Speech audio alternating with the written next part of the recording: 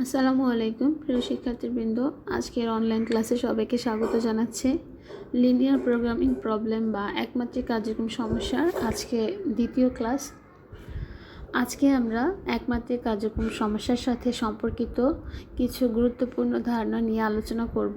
আলোচ্য বিষয়ের মধ্যে রয়েছে সম্ভাব্য সমাধান বা ফিজিবল সলিউশন, সম্ভাব্য অঞ্চল বা ফিজিবল রিজন, মৌলিক সমাধান বা বেসিক সলিউশন, মৌলিক সম্ভাব্য সমাধান বা বেসিক ফিজিবল সলিউশন, কাম্য সমাধান বা অপটিমাম সলিউশন।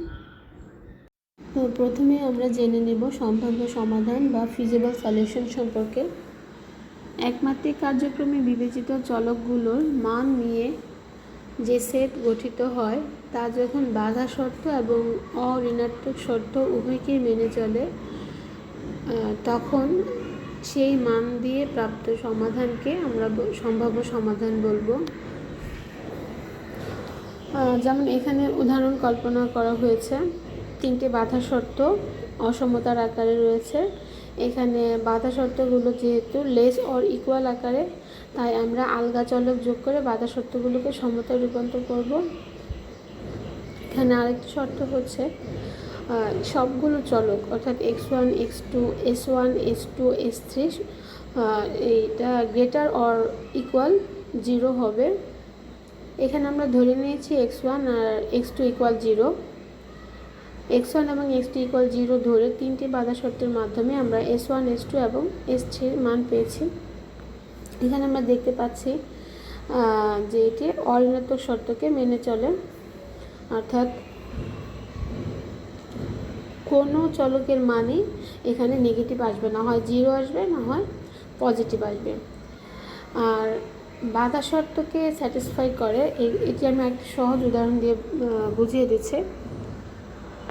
এখানে ধরো যে তিনটি বাধা শর্ত রয়েছে, এখানে আমি x1 এবং x2 এর যে মান পাবো অথবা s1, s2 এর যে বা s3 এর যে মান পাবো তা বাধা শর্তে ইনপুট করে তা যদি বাধা শর্তের সত্যতা যাচাই করে তাহলে তা ওই মানগুলো বাধা শর্তকে স্যাটিসফাই করবে। যেমন ধরো প্রথম বাধা শর্তের ক্ষেত্রে বলা হয়েছে যে বাম পাশের মান 54 সমান অথবা 54 চেয়ে ছোট হবে। এখন x1 এবং x2 যে মানে এই কথাটি সত্য হবে সেই মানে এই বাধা শর্তকে স্যাটিসফাই করে।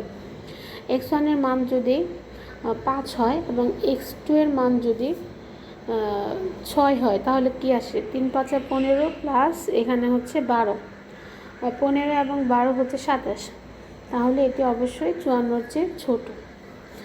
প্রথম বাধা শর্তকে এই মানগুলো স্যাটিসফাই করে। আবার দ্বিতীয় বাধা শর্তের ক্ষেত্রে x1 ইকুয়াল যদি 5 হয়, 5 10 আর এখানে হচ্ছে 12, তাহলে হচ্ছে 22, তো বাম সাইডে মান আসবে 22। এটিও দ্বিতীয় বাধা শর্তকে স্যাটিসফাই করে, অর্থাৎ এটি 40-এর চেয়ে ছোট হবে এই মানটি।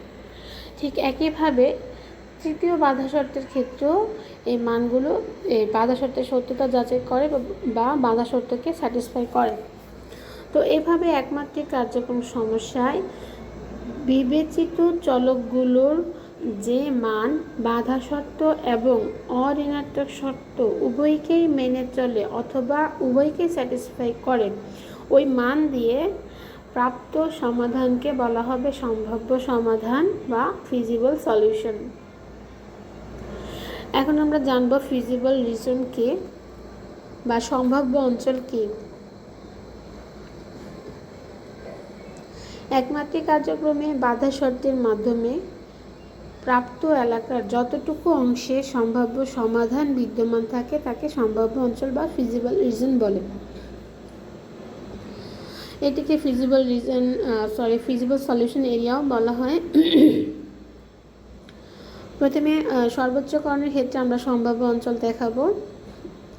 তো এখানে তিনটি বাধা শর্তকে সমতায় রূপান্তর করা হয়েছে আলগা চলক যোগ করার মাধ্যমে।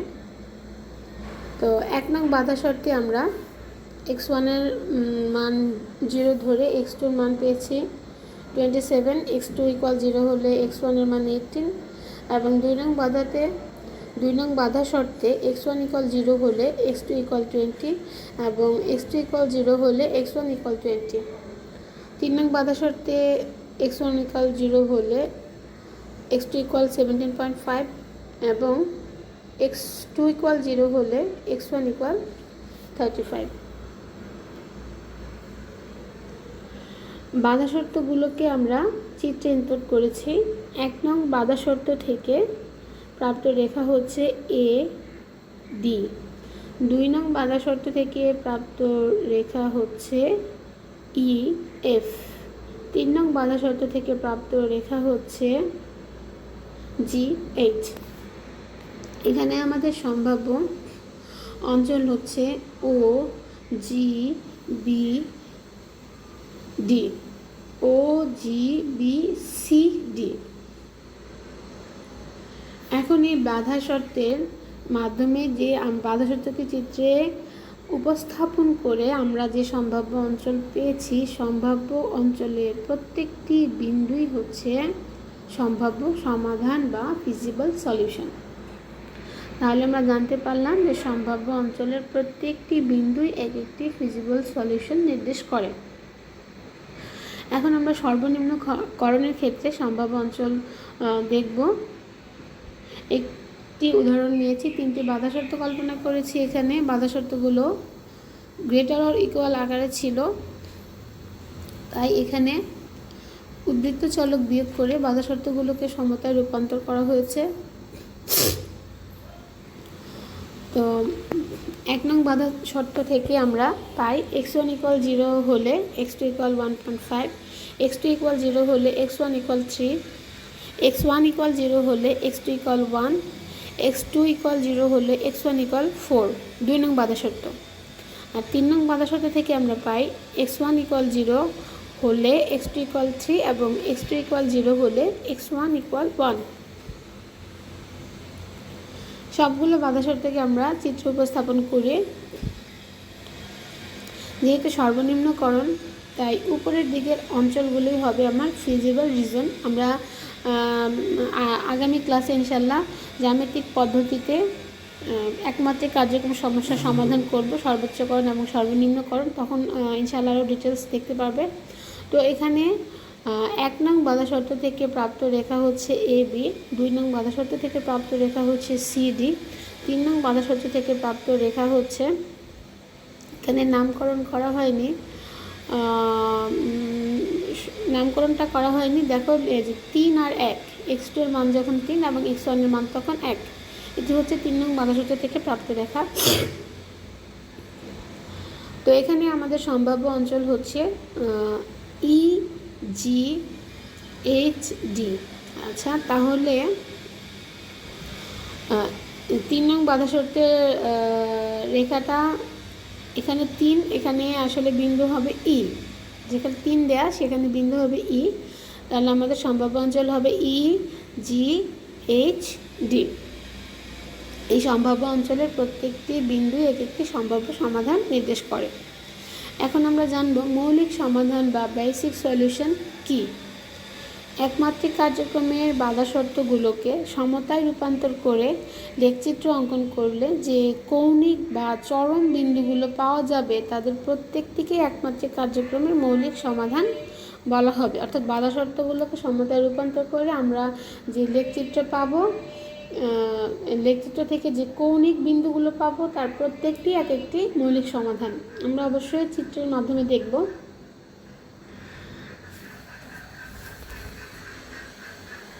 মৌলিক সমাধানের মধ্যে যে বিন্দুগুলো আমরা পাবো তার একটি বৈশিষ্ট্য হচ্ছে অশূন্য মান বিশিষ্ট চলকের সংখ্যা একমাত্রিক কার্যক্রমের বাধা শর্তের সংখ্যার সমান হবে। যেমন পূর্বের উদাহরণে আমরা দেখেছি, এখানে অশূন্য মান বিশিষ্ট চলক ছিল 3টি, S1, S2 এবং S3, বাধা শর্ত ছিল 3টি।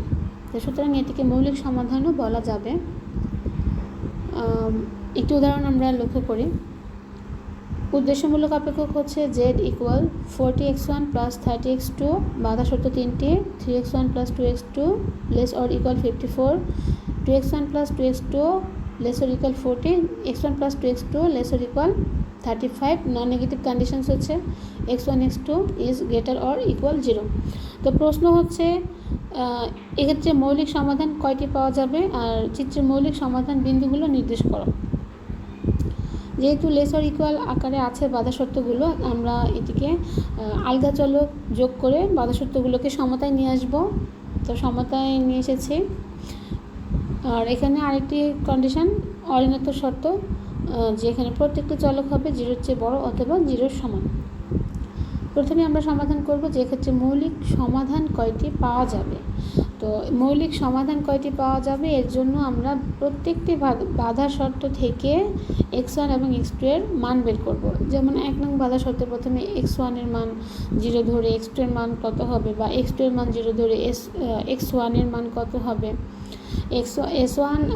x1 এবং x2 এর মান আবার 1 নং বাধা শর্তে ইনপুট করে s1 এর মান কত হবে। এভাবে আমরা প্রতিটি বাধা শর্ত থেকে x1 x2 এবং s1 s2 s3 এর মান বের করব। বাধা শর্তগুলো থেকে মানগুলো বের করে আমরা চিত্রে উপস্থাপন করেছি। 1 নং বাধা শর্ত থেকে মান বের করে আমরা চিত্রে দিয়ে যে রেখাটি পেয়েছি AB। 2 নং বাধা শর্তের রেখা হচ্ছে EF এবং 3 নং বাধা শর্তের রেখা হচ্ছে GH। তো এখানে দেখো, এখানে মৌলিক সমাধান বিন্দুগুলো কয়টি, বা বিন্দু কয়টি এবং কী কী।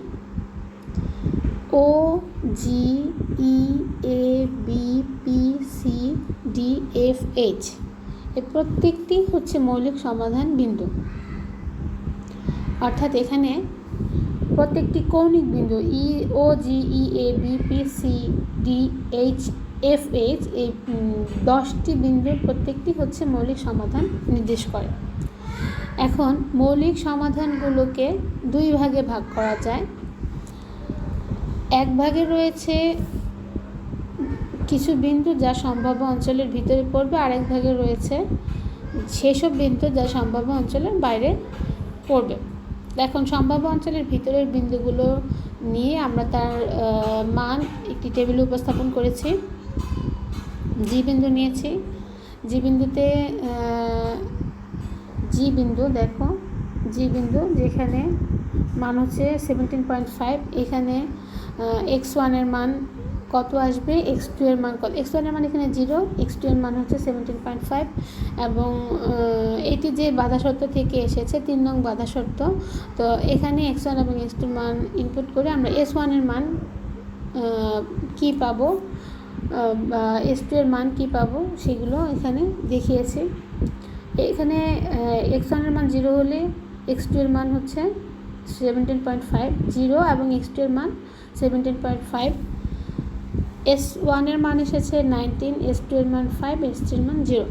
এভাবে প্রত্যেকটি বিন্দুর মান আমরা বের করে নিয়েছি। তোমাদের সুবিধার্থে বি বিন্দুর মান আমরা কিভাবে নিয়েছি প্রত্যেকটি স্টেপ দেখিয়েছি। এখানে দেখো,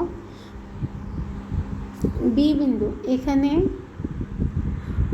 যেই বাধা শর্তগুলো ছেদ করেছে, এখানে হচ্ছে 2 নং বাধা শর্ত এবং 3 নং বাধা শর্ত ছেদ করায় 2 নং এবং 3 নং বাধা শর্তকে সমাধানের মাধ্যমে আমরা x1 এবং x2 এর মান বের করেছি। প্রথমে x1 এর মান পেয়েছি 5, পরবর্তীতে x1 এর মান যে কোনো একটি সমীকরণে বসিয়ে এখানে প্রথম সমীকরণে বসানো হয়েছে, x2 এর মান পেয়েছি। এরপর এই x1 এবং x2 এর মান 1 নং বাধা শর্তে বসিয়ে s1 এর মান, 2 নং বাধা শর্তে বসিয়ে s2 এর মান, 3 নং বাধা শর্তে বসিয়ে s3 এর মান বের করেছি। এভাবে প্রত্যেকটি বিন্দুর মান আমরা বের করে টেবিলে উপস্থাপন করেছি। তো এখানে আমরা দেখতে পাচ্ছি যে প্রতিটি ক্ষেত্রে অশূন্য চলকের সংখ্যা বাধা শর্তের সমান। তোমরা দেখো প্রতিটি বিন্দুতে অশূন্য চলকের সংখ্যা 3টি। যেমন জি বিন্দুতে অশূন্য চলকের সংখ্যা হচ্ছে 3টি, একটা হচ্ছে x2, s1, s2। বি বিন্দুতে অশূন্য চলকের সংখ্যা 3টি, x1, x2, s1। সি বিন্দুতে অশূন্য চলকের সংখ্যা 3টি, 14, 6 এবং 9, মানে x1, x2 এবং x3। এভাবে আমরা দেখতে পাচ্ছি যে প্রতিটি বিন্দুতে অশূন্য চলকের সংখ্যা 3টি, আমাদের বাধা শর্ত 3টি। সুতরাং এই বিন্দুগুলো মৌলিক সমাধানের বৈশিষ্ট্য পূরণ করে। আবার এখানে কোনো কোনো ঋণাত্মক মানও আসেনি, অর্থাৎ নন নেগেটিভ কন্ডিশনসও এরা পূরণ করে। তো সম্ভাব্য অঞ্চলের বাইরের বিন্দুগুলো নিয়েও আমরা পরীক্ষা করে দেখব। সম্ভাব্য অঞ্চলের বাইরের বিন্দুগুলো ছিল, খেয়াল করো, যে বিন্দুগুলো মানে ডার্ক অঞ্চলের বাইরে ছিল, যেমন এ, পি, তারপর হচ্ছে এফ, এইচ, হ্যাঁ, এই বিন্দুগুলো ই, এফ, এইচ, এ, ই, যাই হোক, এই বিন্দুগুলোরও আমরা একইভাবে মান নির্ণয় করার পরে দেখতে পাচ্ছি যে এখানে প্রত্যেকটি বিন্দুতেই একটি নেগেটিভ মান এসেছে। তো যেহেতু এখানে নেগেটিভ মান এসেছে, অর্থাৎ এই মানগুলো বা এই বিন্দু পি, এফ, এইচ, এ, ই, এই বিন্দুগুলো দিয়ে প্রাপ্ত মান অঋণাত্মক শর্ত মেনে চলেনি, তাই এটি মৌলিক সমাধান হলেও সম্ভাব্য সমাধান হবে না। এই কারণে আমরা মন্তব্যে বলতে পারি যে সকল সম্ভাব্য সমাধান মৌলিক সমাধান হলেও সকল মৌলিক সমাধান সম্ভাব্য সমাধান নয়। এর পরবর্তীতে আমরা জেনে নেব মৌলিক সম্ভাব্য সমাধান বা বেসিক ফিজিবল সলিউশন কী। একমাত্রিক কার্যক্রমে যে সমাধান একই সাথে সম্ভাব্য সমাধান এবং মৌলিক সমাধানের বৈশিষ্ট্য পূরণ করে তাকে মৌলিক সম্ভাব্য সমাধান বলে। আমরা পূর্বের উদাহরণগুলোতে খেয়াল করেছি কিছু কিছু সমাধান ছিল যেখানে সম্ভাব্য সমাধানের বৈশিষ্ট্যও রয়েছে, আবার মৌলিক সমাধানের বৈশিষ্ট্যও রয়েছে। সেই সমাধানগুলোকেই বলা হবে মৌলিক সম্ভাব্য সমাধান বা বেসিক ফিজিবল সলিউশন। এরপর আমরা জেনে নেব যে কাম্য সমাধান বা অপটিমাম সলিউশন কী। একমাত্রিক কার্যক্রমের যেই মানগুলো দিয়ে আমরা উদ্দেশ্যমূলক অপেক্ষকের সর্বোচ্চ বা সর্বনিম্নকরণ করতে পারি সেই সমাধানকে, সেই মান দ্বারা প্রাপ্ত সমাধানকেই বলা হবে কাম্য সমাধান বা অপটিমাম সলিউশন। তো আমরা সহজেই জেনে নিলাম সম্ভাব্য সমাধান কী, সম্ভাব্য অঞ্চল কী, মৌলিক সমাধান কী, মৌলিক সম্ভাব্য সমাধান কী এবং কাম্য সমাধান কী। প্রিয় শিক্ষার্থীবৃন্দ, ইনশাল্লাহ আমরা আগামী ক্লাস ইনশাল্লাহ খুব শীঘ্রই পেয়ে যাবে। আগামী ক্লাসে জ্যামিতিক পদ্ধতিতে একমাত্রিক কার্যক্রম সমস্যার সমাধান, সর্বোচ্চকরণ সমস্যা এবং সর্বনিম্নকরণ সমস্যার সমাধান নিয়ে আলোচনা করব। এখানে আমরা কিছু অঙ্ক করিয়ে দিব এবং কিছু উদাহরণ এর সাথে রিলেটেড কিছু উদাহরণ দিয়ে দিব যাতে তোমরা বাসায় প্র্যাকটিস করতে পারো। আজকের মতো এখানেই বিদায়। তোমরা ক্লাসগুলো দেখবে এবং তোমাদের কোনো সমস্যা থাকলে অবশ্যই কমেন্টসে জানাবে।